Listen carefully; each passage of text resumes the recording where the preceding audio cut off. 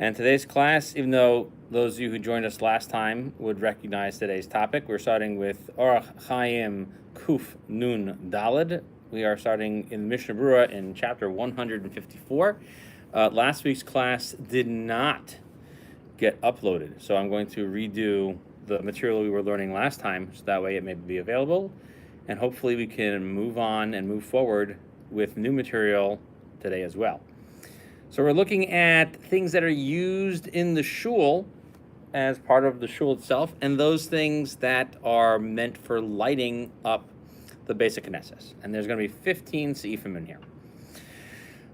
The large square that is in the community. So if you have a city that has a main park where people gather in it, even though this is the first halacha that we're talking about here, even though there are times during fast days when we gather there to play, that doesn't make it a holy place because it's only used on occasions. And so too, houses and their courtyards where people gather for them to pray irregularly. Okay, and the Ramah explains that means that it just so happens you have to have a minyan there, and and it doesn't go on a regular basis. They do not have holiness out of the basic Knesset. The Ramah adds, now those who say that it's not considered an Aron Kodesh, meaning it's not considered the storage place of a Sefer Torah, unless it is a well-fashioned box that is only made for the honor of the Torah. But a storage closet, okay, which is built into your wall, which is meant to guard things and keep them safe, is not considered something that was made to service holy things. And especially if there are other books that are there that would be ruined, that they didn't go inside of that box, it's permitted to go ahead and take them from there. Okay? So let's go through explaining what these different things are. So the big field in the city, so this is the place where people gather on fast days to pray because they can hold a lot of people, and the shuls are not big enough to hold everybody. Okay? So they are gathered there for the purpose of an important time period of prayer, and it's like we always use it for the big places, but we don't use it regularly otherwise. So the Mishnah explains that even if it's an empty house where no one lives in it, and especially if you gather there to pray when people do live in it, okay, and they live in it like normally, this is not called a shul and doesn't take on the rules of a shul we learned in the previous couple of chapters. Okay? Even if you daven there regularly and they just have a shtibel in their basement, it's not meant to be only specialized for prayer. Okay? And we say the difference is because it's only used ba'akai, it's used on irregular bases. Okay? So the Mishnah explains now our courtyards are not any better or different than the courtyards in front of the houses and the houses themselves. That only are used for when there's too many people inside the main shul. Nonetheless, it's also possible to say you're davening there regularly, so even though it's only when there's and you need some overflow from the main shul, and you're just doing this on a temporary basis, so it becomes kind of like the regular place for like the lazy people. So that's kind of the big claiming a home business. Yeah, it's kind of like that. That's a good point. So that becomes so the people who just don't normally come to shul, they kind of are lax about shul attendance. This becomes their place. In large cities, where people go ahead and use the large areas to gather on a regular basis, so that then becomes a basic Knesset. Okay. And so they're gathering there on a regular basis, even though it's built outside. However, something that's built like a garden or it's built like an orchard, and there's like a portico entering it, or another gazebo, those type of things. Okay, there's like different names for all these different things. So it's opened up into the shul, and they sometimes use it, like, or in modern parlance, you call it even the social hall. That's like back to the back of the shul. That doesn't have the same holiness of the shul. And if you're opening up opposite the aron, so you could look straight through, and you're like, I could sit from here. The back row is here, but where I'm sitting, I'm outside. I'm in the garden on the outside of the shul, and I can see straight ahead to the aron. I have to pretend like I'm in shul, and therefore I can't, talk about frivolous things or be goofy, because that would be inappropriate to do in shul itself. And we said there's a difference between a box that's built to be the aron and a box that's meant to be your your safe. So the Mishnah explains that there is a hole in the wall, which is built like a case, okay, and especially if it's built into a wood wall, okay, and it's extra wood that's like recessed into the wood wall. So this is like a separate special room, because it's not meant to be an honorable spot. It's just a storage spot, okay? So if you build a wooden box into the recess of a wall, that thing itself is going to become holy, okay? And also too, if you spread out clothing or worn out clothing and stuff like that inside of the wall itself, in order that the books don't get ruined, so then those books become tashmishe kedusha, and you can't get rid of them either. Okay, so we talked about the books going bad. So if they're going bad, then the box itself is not really meant to have svarim stored in it altogether, and so therefore it's not holy, because it's not considered a serviceable item for it. It's something that's bad for it. The fact that you're putting it there is because you don't have anywhere else to put it, so it's better than nothing. But this is not considered built for beautifying these books, because it's making it worse on the book, and it's not up to a level of what would be considered serving a holy object. Okay?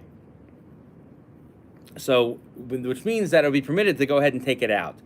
So you could take the Sefer Torah out of it, and then it'd be permitted to take the whole box apart, and it's not considered like other types of items that serve, like not even like to cover the Sefer Torah, because the cover doesn't ruin it. But leaving it in this box, even though it's a safety box, it's not safe for the Torah, so that's not good enough. Okay, so therefore it wouldn't take on that special level. Okay, halacha beis. Yes, so you rent the house and you daven there. That's not called a beis knesses. Okay. How do you set up the renting? Well, the Mishnah Berurah explains it like this: you set it up for a monthly payment, okay, or for an annual payment. And because at the end of that time period, the owner can go ahead and say, I'm going to use it for another purpose now. Okay, and so therefore it's only considered temporary. Okay. So you come there to pray. Now, we say, so it's only, this leniency is only extended for when you're coming to pray. Now, let's say you're coming to learn. A Beis HaMedrash has more Kedusha. Okay? So, and the Mishnah Berurah is like, I don't know why he's so stringent, but he says that a Beis HaMedrash is not considered arai, it's not considered temporary like a shul is. So, therefore, you have to be more strict. Okay, halacha gimel. So, what are tashmishe kedusha? So, tashmishe kedusha are things that go ahead and service holy things, okay, like the Sefer Torah, or they provide services in the shul itself. So, for some examples, the cover of the klafim, right? So, if you have svarim like Megillas Esther or other Megillas Rus, Koheles, those other things, and you put them into a little container box, all right, that's a service. A mezuzah. Okay, and the straps of tefillin, and the box where you safely store a Sefer Torah, or if you have the Sefer Torah broken up, the chumash. Okay, also the chair upon which you put the Sefer Torah, like after you're done wrapping it, and also the covering that you hang in front of the aron are all considered holy, and you must bury them. Okay, the Ramah adds. That has to be that the thing itself going inside of it itself a holy thing, like svarim, like a Sefer Torah, okay? Or at least it's made for the purpose of putting a Sefer Torah inside of it, Okay, so there's a cover that sometimes goes on top of the planks that hold the svarim themselves, that hold them in place. Okay, so there's something that lays on that covers it in between readers, then that's also considered Tashmish Kedusha. However, if it's just a cover which you leave to keep the dust off of it, and it's not there to cover the actual books themselves, that's not considered a service of Kedusha, because it's considered a use of a use, okay? And it's too far moved, and that's not considered holy. The Ramah also adds that it is prohibited to wash the coverings of the Sefer Torah in urine because of the honor due to them. So we'll talk about that in a second. Why would you think to wash them in urine? Well, because urine was pungent and got the stains out. So what's Tashmish Kedusha? So the Mishnah explains, so these are things that serve the purpose of another mitzvah. And we learned about this in Siman Chaf Aleph, that after the mitzvah itself is done, you may go ahead and throw them away. However, not when it's something that served a direct purpose to a mitzvah. Okay, so like for example, tzitzis are mitzvah. They don't serve a higher mitzvah. So there's things like, for example, you would put with tefillin, and even after they are worn out, you have to bury them, and they can't be used for something else. Okay, and so they're considered slightly holy. You also can't use them for any other purpose, and it can only be used for a holy purpose. Okay, but to use it for a purpose for another purpose, okay, that would seem to be okay. So, for example, if you had a tefillin bag that wasn't doing a great job as a tefillin bag anymore, so you put your tefillin in it, you want this bag now, let's say, hold your talis, or hold the talis and a tefillin, right? Or something like that. It was getting stretched out or pulled out. So those will all be acceptable usages of it. Okay, something that's considered Tashmish Kedusha, something that services holy things, is the box around the parchments. So the Mishnah explains that's referring specifically to around the Torah, around the prophets, and around the writings. So Torah, Nevi'im, Ksuvim, all parts of Tanakh, and they are, when written on cloth, are considered holy things, and therefore a box for them is considered a holy box. Okay, because it services the purposes of the holy scriptures. Okay, that's the kedusha, and that's so too with other types of books that are also holy. And so when we mentioned that ritzuas for tefillin are the same deal, and that doesn't matter if it's Shel Yad and Shel Rosh, that the straps are considered something holy. You should treat them with more holiness. Okay, the box where you store the Sefer Torah is considered Tashmish Kedusha. So what do? You build a box, and you go, this is our new Aron. And we're going to put the Torah in there. We're going to take it out. We're going to put that little parochas in front of it. Okay? Even if you have only stored a Sefer Torah in there one time, or you built a nice one, and then you go, hey, I'm going to put the Torah in there. Those are all fine. But these halachas are mentioned in Mem Beis. Okay? But we learned already that just saying you're doing it for that purpose is not sufficient. Okay? So you have to put a Sefer Torah in there. This is the chiddush that the Shulchan Aruch is teaching us, is that you can't just say it's like the original case we mentioned, where it's just a box that I just store stuff, and I'm just happening to store a Sefer Torah in here. That's not how you make it a holy box or a holy Aron, right? A holy closet. It has to be made specifically to honor it, and it doesn't have any other purposes to store other things in it, which is like a safety box. Now, if you build a box, the purpose of that box is to store all of these books. Okay, and the books themselves are covered with paper or with some type of leather, okay, or they are covered with planks. So then that's considering the box is then considered a tashmish to tashmish. It's considered 2 steps removed from servicing the Sefer Torah itself. Okay, and even when that box that you're putting the Sefer Torah, when you're putting the Sefer Torah into it, we're saying that it has to be a box that you're putting it into it for it to keep it safe. And that's considered a box that's used directly as a storage container for a holy object, and therefore makes it serviceable to it, because it was meant to be an honorable thing and to have the Sefer Torah in it. Okay, but as opposed to boxes, that even though you're making the boxes to hold the svarim in it, it's different. So you have to really have in mind to do these boxes for the purpose of the Sefer Torah, to make it nice, and it looks like you have designs on it, and you have things here, and there's exquisite work. But if you just take a giant wall safe and put it in the wall, and you store the Sefer Torah in it, that may not qualify. Some people put the wall safe into an aron, so then that wall safe might be a different rule, because now the wall safe is built into the aron to keep it double safe. Okay, and so that would make that wall safe, if it's only for the Sefer Torah and it's being entrenched inside of a larger, nicer thing, that would make it Tashmishe Kedusha.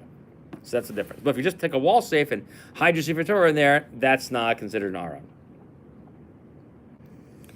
Okay, so the Mishnah Berurah explains now, what is that chair for the Torah? What do we have a chair for? Okay, this is actually a table, he says, that sits on top of the reading table, the bima. And even though you have another cover laying on top of it, and that cover has another cover on it, and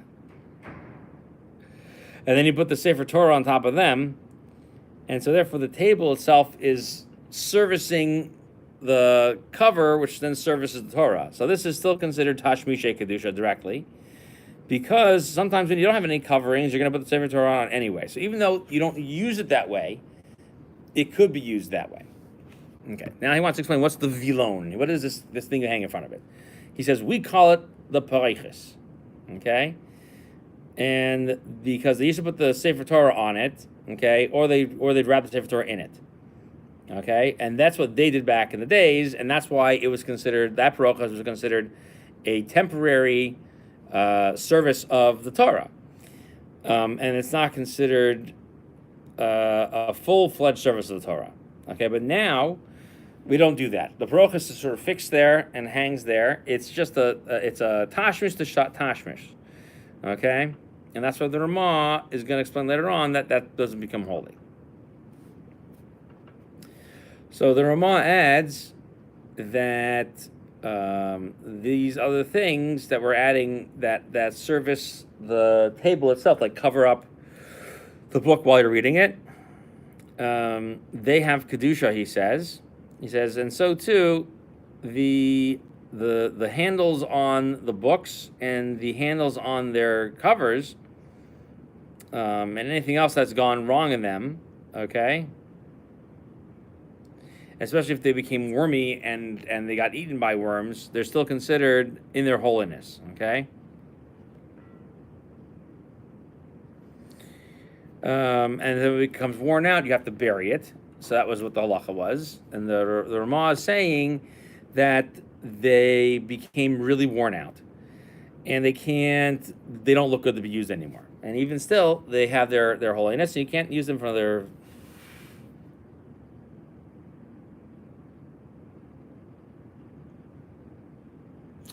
So we're not going to right now. We're just talking about things that would need geniza. But that's a good question. So these things would need geniza, and so when we're saying that we're going in. So he's going to explain it here in just a second what this means. So they still have some kedusha, and you can't use them for any other purpose, or you can't throw them away. So if there was an exposed trash area, you can't throw it there, and so therefore you have to bury them. And what does it mean to bury them? They have to be placed into a special guarded area, and that's where you have to put it in. That's where you bury it in the ground. So it's a special location in the ground that is guarded from being ruined by other creatures. So even though it's worn out from being held in places and ruined by random creatures, when we bury it, you can't leave it to go ahead and then just sort of melt into the earth. It has to be buried in a separate container. Okay? However, if they're a service to a service, those things can be put into a regular trash that are exposed, and that would be the difference. I hope that answers your question, because there's some things that do need to be put into a special area. So that's when we say geniza, it means being buried in a special covered, sealed container. Okay? And so that also includes, the Mishna further adds that this also includes when it touches to the holy thing itself without anything in between it. So that's why when we mentioned the beged and the yar and the or, those are also included. They just don't look nice, but they are meant to protect it from wearing out. And so that's why it's important. However, if it's the wall, the one thing that's built into the wall, that's different because it's not specific and unique to the it's not specific and unique to the item itself, like the Sefer Torah. If it's built nicely in there, okay, even though it doesn't touch it itself. So, for example, let's say you make a thing on the wall, right? You build a box on the wall, and you put these nice little silver plates on it, and you cover up like all the planks or whatever, and then you put the whole thing in like a Sefer Torah. So the Cairo Geniza was in the wall. I think so. It went into the inside of the. It was all over the floor. It was like all over the place. It was like all these giant clay pots and stuff like that. It was really pretty. It was really pretty impressive that it stayed there. And so when you put this thing against the wall, even though you have it wrapped in other stuff, it's still servicing the kedusha itself. Okay. However, the parochos that we were just talking about is also valuable and it's really honorable, and it's just like a cover to block in between you and the thing. It doesn't have any kedusha on it at all. Okay, and the Mishna says that you should see my Berurah halacha on this, which when we finish this, I'll go look at that in a second. We still have 3 other Mishna Berurahs over here. We'll come back. There's interesting Berurah halacha over here, which he quotes the name of the Gra. So let's finish these up, and then I want to go look at that.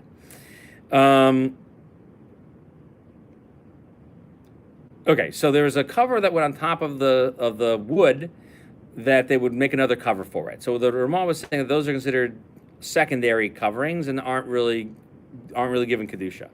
So what we used to do was to make for the books that we would read a little case that was made out of planks, and they would cover that with a pretty cover like a fabric cover, and that was meant to be an honorable thing to look at, right? Because oh, look at this, it's the holy book of Rus, the holy book of Esther, because that was meant. Well, that's what they would do. So that was a real service for kedusha, even though it's inside of the box that it's in. So the box not so special, but the cover is. So therefore, they're all going to take on kedusha together. Okay, so that's why things like the cover for the Sefer Torah, everything that serves the Torah, the thing you throw over it, and so on. Last thing, don't wash it with urine, and anything that's really kind of nasty. Also, the leftover waters from washing linen and those type of things. Anything that's gross, you shouldn't use. Okay. So there's interesting Berurah halacha over here. Okay. So there's a couple of interesting questions. So one is so we said before that by the shul, the Shevet Ovi Yair can use the stuff for other people. So he goes into this question in one of the Berurah halacha. It sounds like they could do that as well over here. So if the community is informed and there's 7 people who are making decisions over it, it sounds like they could go ahead and decide to make these things no longer holy anymore. Okay. So there's a Sam Sofer is that he seems to say that when you sell it to make it no longer holy anymore through the people who run the city, that he seems to say that seems to be that they seem to have that ability as well, just like they do on a regular shul, which we learned in the previous halacha. Okay, so that seems to be one way he leans, but he's not 100% sure. So it's just interesting to note it. Okay. So the Gra says that. So let's come back to this thing. So we talk about the Gra that he says, let's say it's not touching it. So he's talking about touching it or wrapping it in another cover and so on. So here he says that whether it's touching it or not. So let's say the Gra says if it's touching it, even if it's only like a light protection, it's still considered tashmisha kedusha. Okay, so that seems to contradict the Ramah that we quoted, because you're putting a Sefer Torah in it. Okay, so it's not a question in the Gemara. It's a question that arises from other Rishonim. So the question is if it's protecting the thing, even if it's not so nice, so it's still part of the protection of it. It should still technically take on the standard of Tashmisha Kedusha. So the Gra over here seems to say that as well, and that's because you should be careful with it. to do that. And so, so the other question is, well, maybe it's not Tashmisha Kedusha, maybe it's Kedusha's basic Knesses. So that's the other possibility. So either if you don't want to say that it's actually helping out the actual box, well, maybe since it's always in the shul and it services the shul, which we'll learn more about that later, then maybe it takes on that type of rule. Okay, let's do one more halach over here. The covers of the Sefer Torah that wear out, you can use them for the covers of the body for a person who has passed away, because then you're going to bury them anyway. So what we say is that the reason why we allow this is in halacha 4 over here is because it's going to be buried anyway, and it services the needs of the community. So it has to be somebody who has no other burial shrouds, and they're a mace mitzvah. So interesting little halacha for what you can use for kedusha. We will pick up in Kuf Nun Daled next time. Thank you very much for joining us, and I look forward to learning more with you about the laws of the basic Knesset then. Take care.